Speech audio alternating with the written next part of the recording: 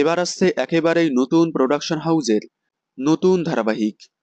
খুব শীঘ্রই বন্ধ হচ্ছে জি বাংলার অন্যতম জনপ্রিয় ধারাবাহিক নিমফুলের মধু।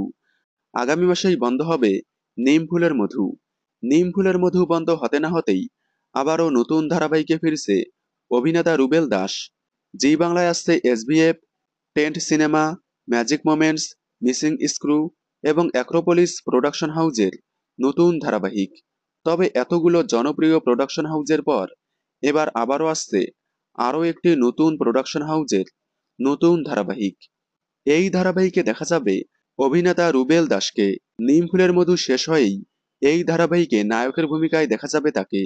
সৃজিত রয় এবং সৌভিক চক্রবর্তীর উদ্যোগে আসছে এক নতুন প্রযোজনা সংস্থা। এই সংস্থার আন্ডারে আসছে জি বাংলায় নতুন ধারাবাহিক। এই ধারাবাহিকেই নায়কের ভূমিকায় দেখা যাবে রুবেল দাসকে।